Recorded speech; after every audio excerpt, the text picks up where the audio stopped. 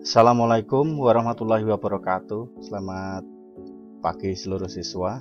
Untuk pelajaran pendidikan jasmani, olahraga dan kesehatan kali ini kita akan membahas tentang P3K, yaitu salah satu materi tentang pertolongan pertama pada kecelakaan, yaitu untuk kelas 9 ya, pada materi bab ke-9. Baik, langsung saja kita mulai pembelajaran P3K kali ini. Next.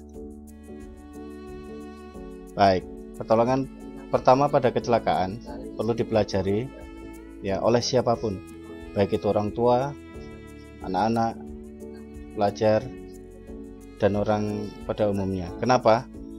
Ya dikarenakan hampir di semua tempat kita terdapat memiliki resiko untuk terjadinya bahaya secara fisik.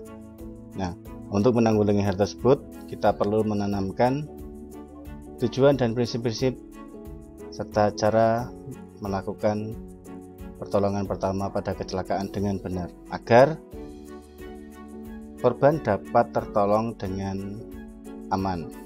Ya. Berikutnya, definisi dari P3K.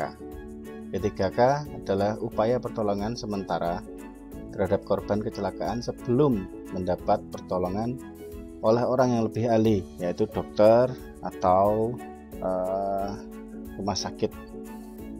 Ya, memberikan pertolongan harus sesegera mungkin dengan tepat agar korban dapat terselamatkan dari akibat yang lebih parah.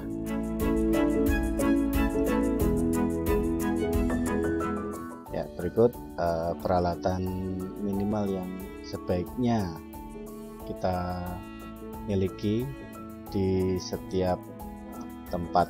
Jadi peralatan kotak P3K seperti ini. Jadi satu tas ini ya ada beberapa, ada perban, ada obat merah, ya, salep luka, dan yang lain-lain.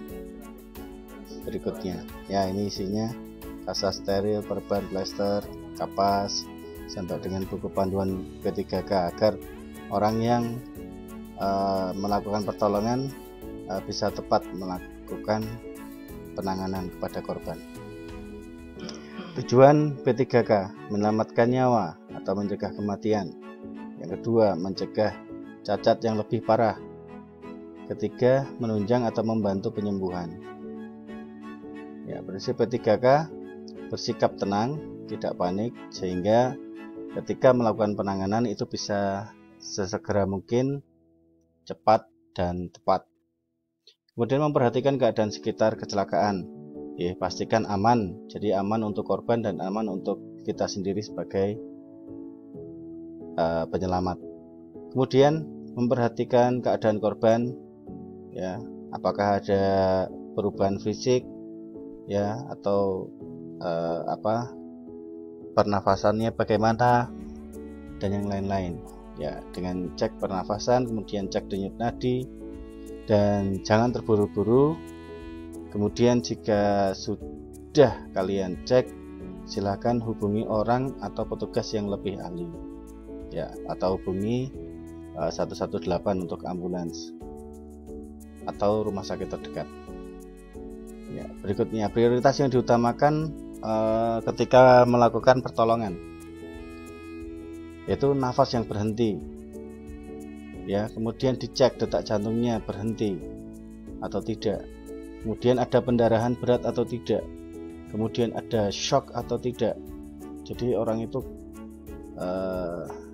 linglung atau kaget atau seperti orang melamun. Kemudian berikutnya, anak itu sadar atau tidak. Jadi korban sadar atau tidak, kemudian ada pendarahan ringan, terus kemudian dilihat ada patah tulang atau tidak, dan cedera-cedera yang lain. Yaitu prioritas utama dalam pertolongan. Nah, contoh kasusnya sebagai berikut.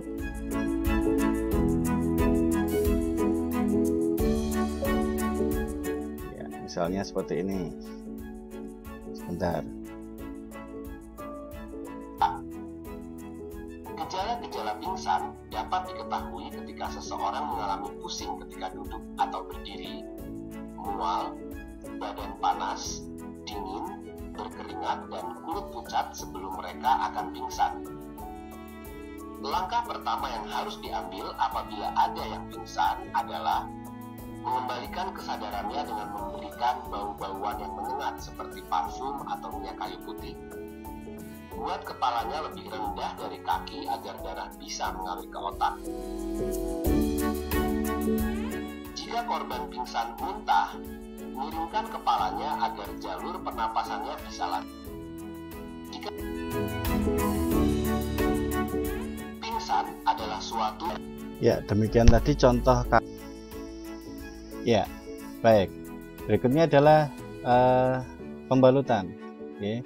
Pembalutan merupakan salah satu keterampilan yang harus dikuasai oleh dokter, perawat, dan orang-orang yang memberikan pertolongan kepada korban kecelakaan. Jadi ini tidak begitu wajib, tapi jika kita bisa melakukan pembalutan, maka kita akan lebih baik dalam membantu atau menolong korban kecelakaan. Ya, berikut adalah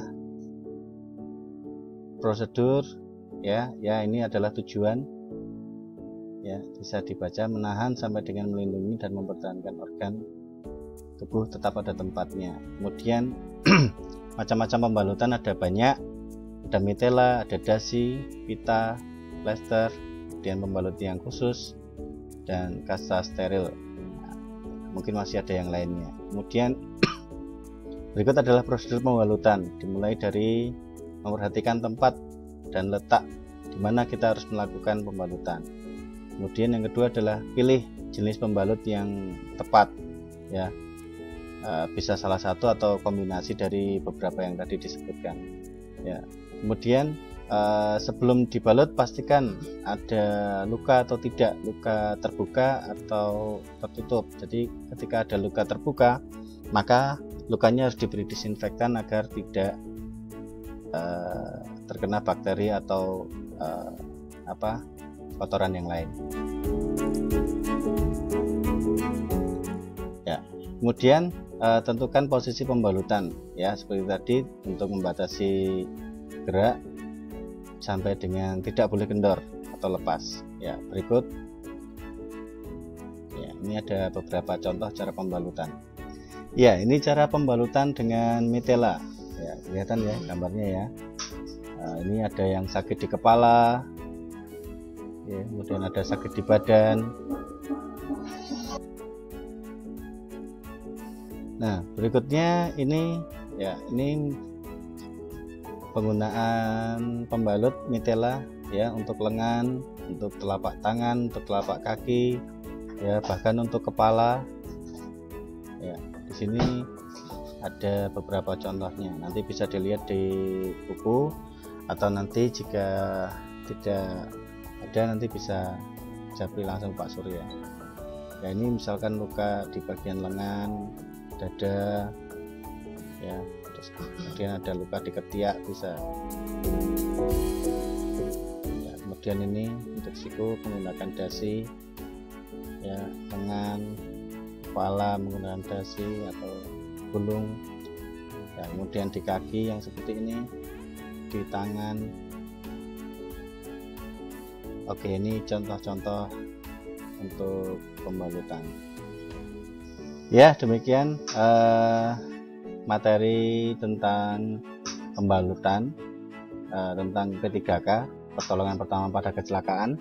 Setidaknya kita tahu sedikit dan bisa membantu orang-orang yang mengalami kecelakaan, sehingga para korban kecelakaan tidak mengalami luka atau cacat, ya, atau sakit yang lebih parah.